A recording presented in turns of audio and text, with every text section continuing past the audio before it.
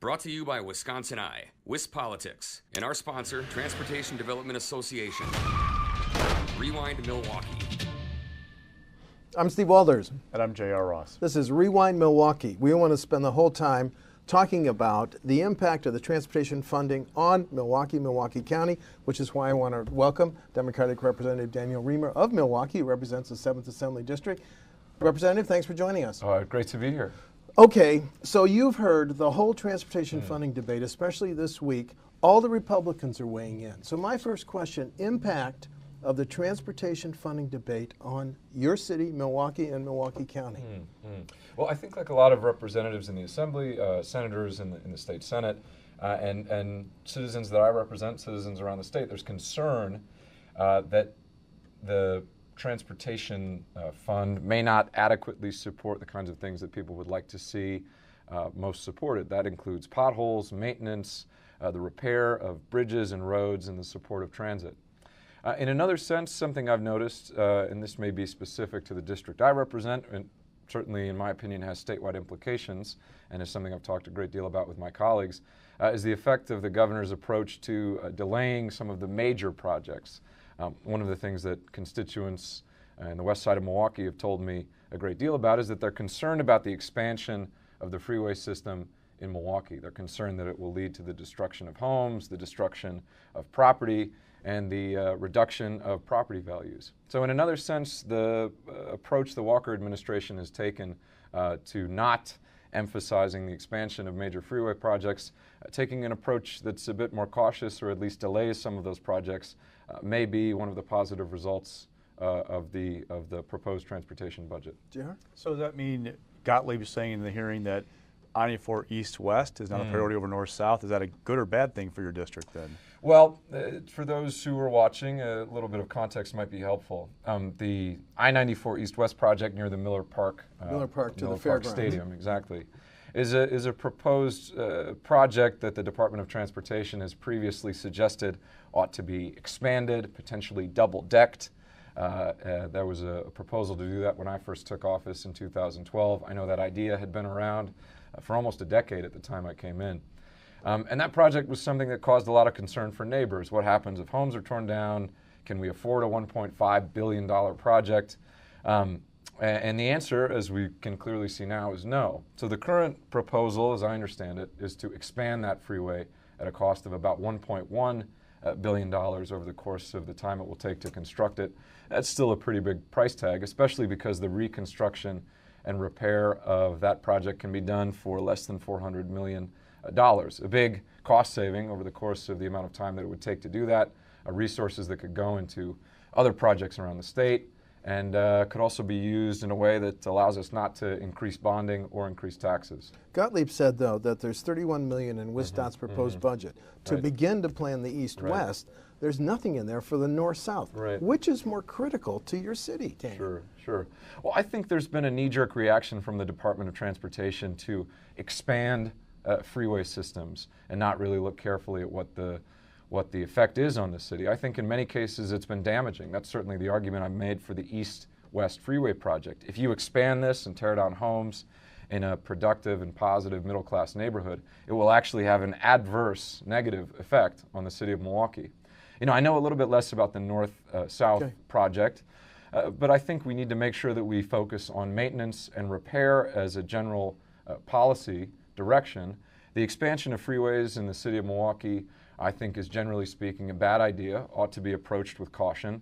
I can say with certainty that I feel that the expansion of the east-west part of I-94 is a terrible idea. It's a wasteful idea. It's bad for the neighborhood, and it's bad for the state's transportation priorities as a whole.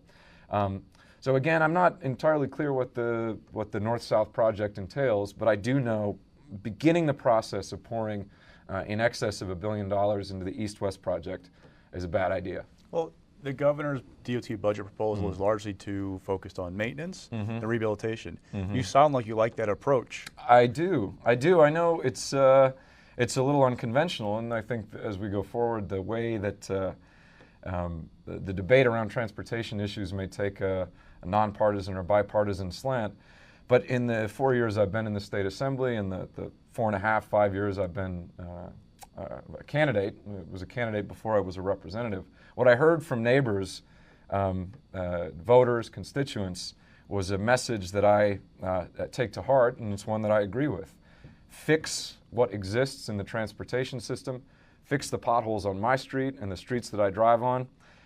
Please do not spend billions of dollars expanding a freeway system that will add to the future cost of maintenance and repair 10, 20, 30 years from now. Milwaukee County, just as you know, enacted a $30 wheel tax. So, but there's also a city of Milwaukee. What does it cost you to register your vehicle? $75 state. Sure. And next year, $30 county. How much is the city? The city's wheel tax, I'm not entirely certain of. But there is one. Yeah, more than it should, potentially. I mean, and in part because the state of Wisconsin has been spending far too much on projects like the I-94 east-west freeway expansion, and doing so in a way that's been incredibly damaging to local communities that have to look to wheel taxes and other means to try to figuratively and literally fill in the holes. And I think that going in a different direction, one that the governor has indicated he'd like to see the state go in, is one that we should go in, but I'd like to see him follow through on that with respect to the expansion of I-94 east-west as well as some other projects. And maybe by scaling back the I-94 east-west project, we can move forward with other priorities that other representatives and senators have for their districts. Well, I have a follow-up question. I'll give you the last one. Overall, let's look from a statewide perspective, not just Milwaukee and Milwaukee County. Do we have a transportation funding shortfall that you think will have to be filled by some additional revenues, Representative? You know, I think the first thing you do when you're budgeting, whether it's a transportation budget, whether it's the budget as a whole for the state of Wisconsin, whether it's your household budget, is you look at where you can cut back on things that you don't need. If you've got $10,000 to fix your home, and that's what you budgeted, and that's what you have available, and you need to fix the furnace, which costs $5,000, and you need to fix the roof, which costs $5,000, you probably shouldn't spend $8,000 on a swimming pool in the backyard. You need to start by looking at what is most essential and focusing your resources in those areas, and then saying maybe we don't need a swimming pool. Maybe we don't need to expand every freeway project throughout the state of Wisconsin. I've argued for a long time we certainly don't need to expand the I-94 east-west leg near the Brewers Stadium. Last one to ask, looking at this debate about transportation, it's been basically a debate over raise a gas tax or don't raise a gas tax. Sure. Where do you fall in that camp? If it were, let's pick 5 cents a gallon, would you support a gas tax hike? I've said this before in op-eds, and I'll say it to both of you and to the audience and anyone else who will listen. I think you always approach this first by looking at where you can reduce spending, and figuring out if you need to raise additional revenue after that. I've been a little surprised by some of my colleagues, Republicans and Democrats, saying, well, we need to raise the gas tax, we need to raise the gas tax, without what I feel is a close look at projects, not just $10,000 here, $10,000 there, but serious projects that I think cost tens and hundreds of millions of dollars more than they need to, and saying, do we need to spend that much more than we're planning to spend? So as a pattern of behavior, as a policy for the state of Wisconsin, I think we need to cut back on those most wasteful projects and see where it falls. Philosophically, I tend to oppose raising taxes as the first resort, which is unfortunately where I feel this conversation around transportation policy in the state of Wisconsin has gone.